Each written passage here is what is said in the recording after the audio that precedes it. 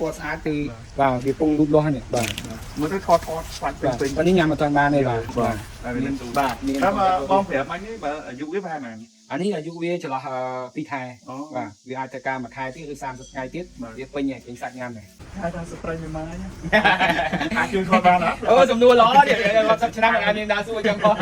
មើលគាត់ចង់ព្រោះស្ត្រីមួយម៉ាយខ្លះគាត់មានផ្ទះផងចង់កូនផងបងសិនជាគាត់ត្រូវការពូចឹងបងតាផ្ដល់អនុភាពគាត់មិនខ្លាំងដែរបាទល្អមែនតើលើកទី1នេះខ្ញុំចង់សោកដែរមានបងប្អូនថាសួរអញ្ចឹងហើយខ្ញុំក៏ដែរនឹកឃើញដែរជួយតែខាងជនពិការបាទឥឡូវថ្ងៃនេះបាទប្រកាសជាចំហបងប្អូនស្ត្រីមានម៉ាយតែចង់ចាប់ដើមចឹងណាពិសេសជាងបងប្អូនពិការទៀតបាទជួយពូបាទជួយពូទៀតណាបាទអត់គិតថ្លៃទេបាទជួយបាទសូមជម្រាបសួរពុកម៉ែបងប្អូនថ្ងៃនេះគឺខ្ញុំបានមកដល់ផ្ទះបងប្អូនម្នាក់ដែលគាត់រកស៊ីច្រើនមែនទែនប៉ុន្តែជាក់ស្ដែងគឺបន្ទាប់ពីការរកស៊ីទទួលទាននៅមុខរបរផ្សេងៗក៏គាត់គេហៅថាចិញ្ចឹមខ្យងលក្ខណៈគ្រួសារដែរហើយអាចនិយាយបានថាមិនមែននៅទីជនបទទេគឺយើងនៅរាជធានីភ្នំពេញផ្ទាល់តែម្ដងហើយគាត់មានបទពិសោធន៍គេហៅថាការរកស៊ីអីផ្សេងៗហើយទន្ទឹមនឹងនោះយើងឃើញថាគាត់មានទឹកចិត្តចែករំលែកអ្វីដែលគាត់ធ្វើកន្លងមកបានទាំងជោគជ័យបរាជ័យអីគឺគាត់អាចចែករំលែកបានតួយ៉ាងដូចឥឡូវនេះខ្ញុំមកដល់គេហៅថាក្រោយផ្ទះគាត់ចុះតែគាត់មានការនិយមបច្ចុប្បន្ននេះដូចបងប្អូននឹងស្រាប់ហើយគឺខ្យងបឺបាទឥឡូវនេះគឺមានការនិយមក្នុងការចិញ្ចឹមច្រើនមែនទែនបាទហើយដោយដែរពុកម៉ែបងប្អូនបានឃើញនេះគឺជាអាងខាងក្រោយផ្ទះរបស់គាត់អញ្ចឹងការវិវត្តរបស់គាត់កន្លងទៅគាត់ចាប់ដើមចិញ្ចឹមខ្យងបឺនេះផ្ទាល់តែម្ដងឬក៏គាត់ធ្លាប់អាចនិយាយបានថាចិញ្ចឹមអីហើយបានគាត់ងាកមកចិញ្ចឹមខ្យងបឺឥឡូវនេះឃើញថាគាត់កំពុងតែដាក់ចំណីខ្យងហើយព្រោះឃើញការនៅនេះហ្នឹងបន្លែអីផ្សេងៗពាក់ព័ន្ធនឹងការឲ្យចំណីបាទជំរាបសួរបងបាទជំរាបសួរបាទឃើញកំពុងដាក់ចំណីបាទសម្រាប់បាទជាស្រាយជាដំបងសូមស្គាល់ឈ្មោះបងផងហើយទីតាំងបងទាំងយើងនៅទីតាំងតំបន់ណាបងបាទជំរាបសួរបាទបងប្អូនអរគុណដែលបាទផ្ដល់វត្តមានមកដល់កសិដ្ឋានលក្ខណៈគ្រួសារខ្ញុំបាទឈ្មោះអិនសំណាងបាទស្ថិតនៅភូមិស្វាយត្អុកសង្កាត់វាស្បូវខណ្ឌច្បារអំពៅរាជធានីភ្នំពេញបាទអរគុណច្រើនបងហើយបងអាចចែករំលែកបទពិសោធន៍តិចមើលតើកន្លងមកអាងនេះឃើញធំមុននឹងចំខ្យងមុនមកបងធ្វើអីដែរហើយរហូតដល់យើងមកដល់តោះថ្ងៃនេះចំអាងនេះអាងសំងខ្នាត3x6មានមកដល់ម៉ោងថ្ងៃនេះខ្ញុំមានប្រហែលជា50អាងបាទមុននឹងការចាប់ផ្ដើមចំខ្យងបឺនេះគឺមានច្រើនដំណាក់កាលដែរការបាទជីវិតជាកសិករយើងធ្វើយើងដាំយើងចិញ្ចឹមដំបូងខ្ញុំចិញ្ចឹមខ្យងបង្កងអូស្ត្រាលីបាទគេហៅcrawfish បាទបន្ទាប់មកទៀតក៏ខ្ញុំក៏ចិញ្ចឹមបង្កងអាមេរិកពណ៌ក្រហមបាទហើយឃើញថាលក្ខខណ្ឌ2នោះគឺវាពិបាកមែនតើយើងចំណាយច្រើនទាំងគ្រឿងទាំងទឹកទាំងចំណីទិញពីរោងចក្រអីចឹងហើយទីផ្សារល្អបាទនៅដល់ម៉ោងថ្ងៃនេះគឺកសិករមួយចំនួនលោកនៅចិញ្ចឹមតែដល់ឡែកសម្រាប់ខ្ញុំធ្វើការផ្លាស់ប្ដូរដោយមើលឃើញពីសក្តានុពលហើយទីតម្លៃទីផ្សាររបស់ខ្យងបឺវាល្អហើយបងប្អូនគ្រប់គ្រងច្រើនខ្ញុំក៏ងាកមកចិញ្ចឹមខ្យងបឺវិញរយៈពេលជាង2ឆ្នាំនេះគឺបាទបានលទ្ធផលប្រសើរគួរសមជាងចិញ្ចឹមបង្កងបាទដល់ឡែកបងកំពុងតែដាក់ចំណីផ្សេងចំណីនេះគឺចំណីសពីការធ្វើម្ហូបអាហារផ្ទះបាយទេបាទចំណីពណ៌បៃតងគឺយើងដាក់ឲ្យវាជាប្រចាំបាទវាខ្លះអ្នកលក់បន្លែលោកក៏យកមកឲ្យអញ្ចឹងណាបាទលោកមានទាំងរះទាំងអីអូចឹងឲ្យតែបាទកាត់បងតិចឲ្យតែចំណីផ្ទះបាយជាច្រើនគឺត្រូវបន្លែបាទបន្លែបាទពណ៌បៃតងហ្នឹងកាន់តែល្អទៀតហើយស្មៅក៏បានដែរបាទខ្ញុំកាត់ស្មៅកាត់អីចឹងខែនេះខែក្តៅមិនសូវមានស្មៅដុះទេបាទបើខែផ្សារគឺយើងសម្បូរបាទមានផ្លិតទីមានស្មៅមានផ្លិតមន់ខាងលើនេះក៏តែបន្លែដែរខ្ញុំដាំមានដនូងមានបន្លាចនេះអញ្ចឹងណាបាទបងចាក់ស្ដែងបើសិនជាយើងនិយាយពីទិដ្ឋភាពអាងបងប៉ុណ្នេះអាចថាវារញ៉េរញ៉ៃឬក៏ជាការរៀបចំរបស់យើងដាក់អញ្ចឹងយើងមើលឃើញថាមិនស្អាតឬក៏ស្អាតបាទយើងធ្វើចិត្តដើម្បីឲ្យមានជំរកមានការឡើងតោងពងអញ្ចឹងណាយើងដាក់របស់យើងមានអត់ច្រើនទេកាន់តែច្រើនដាក់ឈរចេញមកនេះឈរចេញមកឲ្យវាឡើងតោងពងអញ្ចឹងវាលេងធម្មតាជីវិតសត្វវាត្រូវការកំសាន្តត្រូវការ relax អញ្ចឹងណាបាទឃើញវាឡើងតោងអញ្ចឹងបាទយើងបើមានដីទេកាន់តែផ្សារអាងនោះមានដីអញ្ចឹងណាបាទគាត់ពិសោធន៍បងគាត់ទៅកន្លងមកបងអាចចែករំលែកដល់កសិករយើងបើសិនជាករណីគាត់ឃើញតាមរយៈបងសោះផ្សាយតែកំពុងតែបានមកដល់កន្លែងបងស្គាល់គាត់ចង់ចាប់ផ្ដើមបងគួរឲ្យគាត់ចាប់ផ្ដើមពីតាមទុនប្រមាណឬក៏ពីប៉ុណ្ណាបាទសម្រាប់ខ្ញុំមកចង់ឲ្យបងប្អូនជាកសិករលោកចំណាយច្រើនទេការចាប់ផ្ដើមសាកបងកន្លះគីឡូពូជអីសិនទេបាទបើមានហាងមានទៀងអីចាស់ចោលសាកបងសិនទៅធ្វើមិនឲ្យបានផលសិនហើយចាំពង្រីកដូចខ្ញុំចាប់ផ្ដើមពី22ចុងរហូតដល់បាន50អាងនេះគឺដំណាក់កាលសាកបងរហូតយើងធ្វើបានបើមិនអាចជួនតែជួយបានជាង2ឆ្នាំបានច្រើន100គីឡូទៅ1000គីឡូតាំងពីគេតាំងចិត្តខ្លួនឯងតែចាយបាទខ្ញុំចែកចាយ25ខាត់ក្រុង ចឹងបើស្ដាប់បងទៅបើសិនជាកសិករយើងចង់អញនិយាយបានថាចាប់ដើមដំបូងគឺសុំពីតូចទៅ បាទចាប់ដើមតិចសិនបាទ គឺមិនចាំឲ្យខ្លួនឯងបានហូប បាទបានញ៉ាំសិនធ្វើឲ្យបានហូបបានពិសាសិនទៅហើយចាំគិតពង្រីកទៀតថាតើធ្វើទៅត្រូវអត់បាទអត់បាទ បាទជាទូទៅបងបើសិនជាខ្យងយើងចាប់ដើមចំតាំងពីយកមេពូទៅរហូតដល់ចាប់ដើមបានផលពីកូនហ្មងបើពេលណា ចន្លោះចាប់ពីថ្ងៃពីពងមកចន្លោះពី2ខែកន្លះទៅ3ខែកន្លះបានពិសាហើយ លឿនដែរបងណា លឿន ហើយសម្រាប់ការថែទាំវិញរបៀបមិនដែរបង បាទឃើញជាក់ស្ដែងខ្យងនេះយើងអត់ត្រូវការប្រើភ្លើងអុកស៊ីហ្សែនទេបាទលោកស្រីមានថាការសម្បូរបាសដាក់អុកស៊ីហ្សែនក៏ល្អដែរតែខ្ញុំមិនដាក់ទេទីមួយគឺឲ្យត្រជាក់កាន់តែត្រជាក់កាន់តែល្អណាកាន់តែត្រជាក់កាន់តែល្អបាទនេះត្រជាក់ទៅល្អហើយទឹកយើងប្រើកម្ពស់ទឹកបន្តិចពីទឹកមួយខែក្តៅខ្លាំងដាក់ទឹករៀងច្រើនតិចទៅបាទដោយអាងខ្ញុំមានទឹកតិចតិចច្រើនទៅតាមកម្រិតទៀតហើយអាងខ្លះក៏មានពណ៌ស្អាតអាងខ្លះក៏មិនសូវស្អាតនេះលក្ខខណ្ឌទឹកដែរ បាទការបងបន្តិចបើសិនជាលក្ខខណ្ឌបងវាអាចថាអត់ស្អីទៅការបងបងព្រោះការដូរទឹកថ្ងៃម្ដងបង អត់ទៀងទេជាងការកន្លះខែជាងការ10ថ្ងៃជាងការមួយទឹកបើយើងដាក់ចំណីច្រើនសល់ទៅវាឆាប់ស្អុយឆាប់ខូចយើងដូរចឹងទៅមកឲ្យខ្យងនេះដូចអាងនេះចឹងពណ៌វាអត់សូវស្អាតដូចអាងនេះពណ៌ស្អាតចេះដោយសារលក្ខខណ្ឌទឹកហើយនឹងកម្ដៅដែរអានេះយើងត្រជាក់ជាងដោយសារវាមានចេះបាទអញ្ចឹងអានេះយើងខ្លៅហើយចំណីវាច្រើនទឹកអត់សូវស្អាតវាឡើងពណ៌ខ្មៅហើយពណ៌ខ្មៅនេះក៏យើងអត់លក់ជូនអតិថិជនដែរយើងរើសវាចេញបាទបើសិនជានេះពណ៌ស្អាតគឺបាទវាពងលូតលាស់នេះបាទ មើលទៅថតស្វាច់ពេញ បាទនេះញ៉ាំអត់ទាន់បានទេបាទ បាទតែបងប្រាប់អញនេះបើអាយុវាប្រហែលណា អានេះអាយុវាចន្លោះ2ខែបាទវាអាចទៅការមួយខែទៀតឬ30ថ្ងៃទៀតវាពេញហើយពេញសាច់ញ៉ាំដែរ បងប្រាប់ថា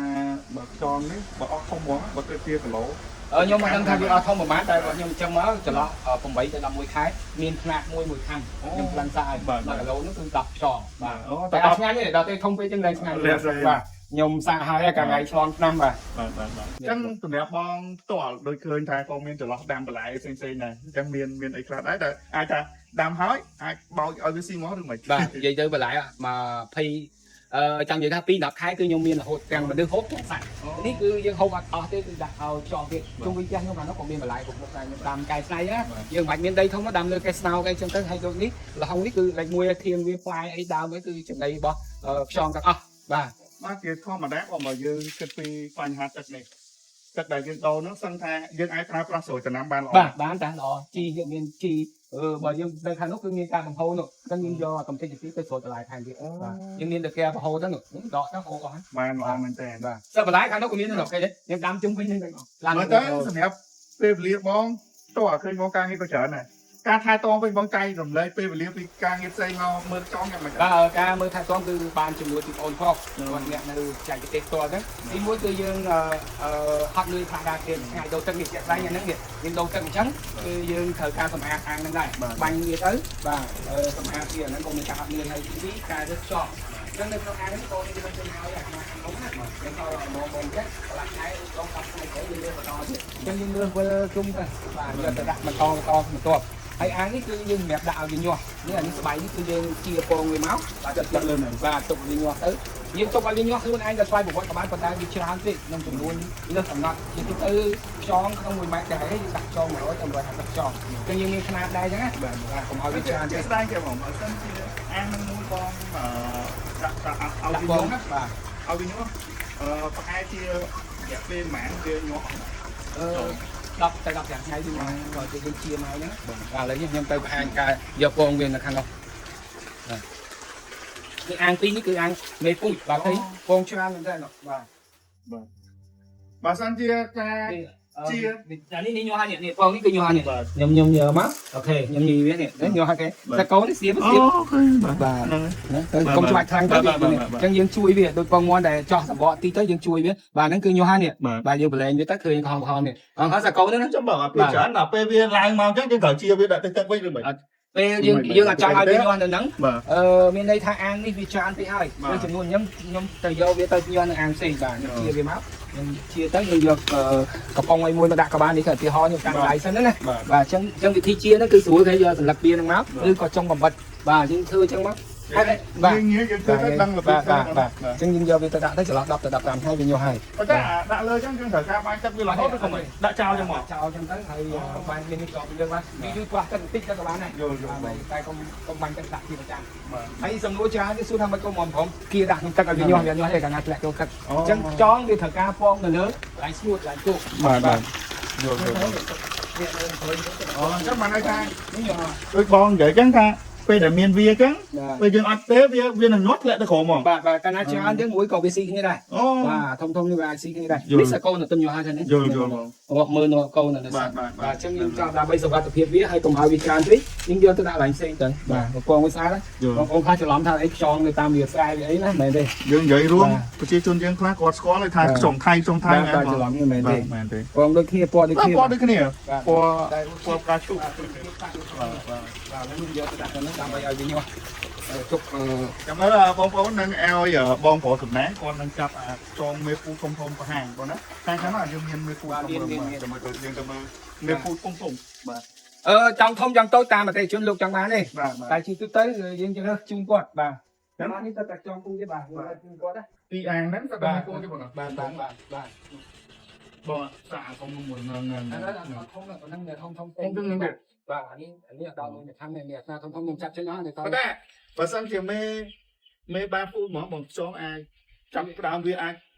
កូនបានអាយុវាមែន អាយុវាចន្លោះ3ខែហើយ 3ខែក៏បានពង 2ខែកន្លះទៅវាមានពងខ្លះហើយបាទអានេះក៏យើងឡើងសិក្សាវាចាស់ខែណាហើយយើងក៏ដាក់នឹងឲ្យភ្ញៀវដែរយើងមានការជឿ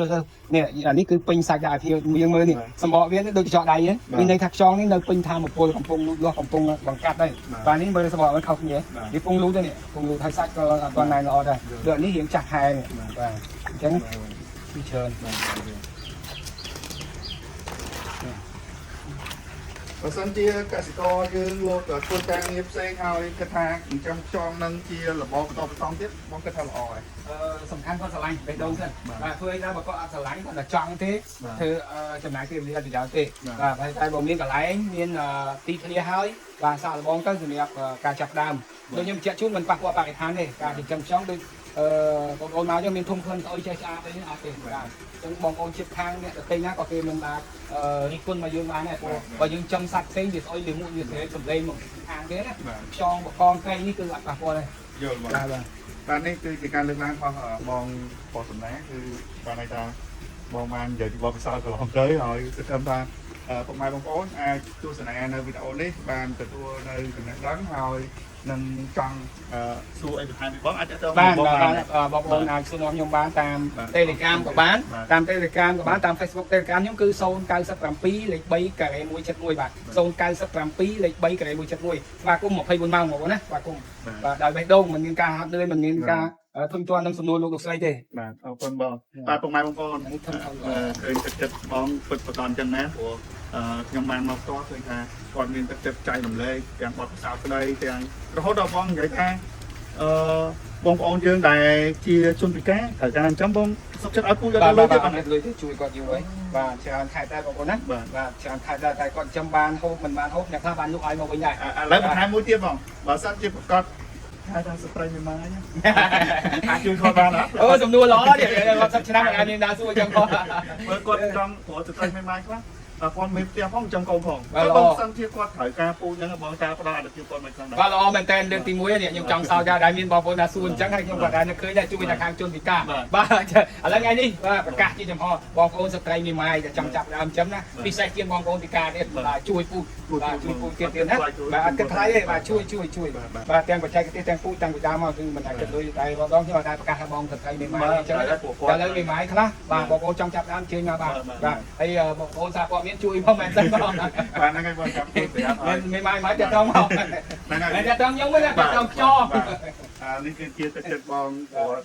បងស្រីដែលជាស្ត្រីមានផ្ទះខ្លះគាត់មានម៉ាយណាស់ប៉ុន្តែគាត់ទទួលបន្ទុកក្នុងការចិញ្ចឹមកូនគាត់ក៏អាចរកចំណូលបានបន្ថែមពីការទិញគូទិញអីបាទតតមកអីយើងជួយបានអញ្ចឹងអរគុណច្រើនណាស់អរគុណចំនួនគាត់ទៀតបាទអរគុណការលើកឡើងផងបងអីផ្សេងទាំងបច្ចេកទេសក្តីយើងមិនអាចបកស្រាយបានទាំងអស់នៅក្នុងវីដេអូហ្នឹងទេប៉ុន្តែបងបានប្រាប់លេខទូរស័ព្ទ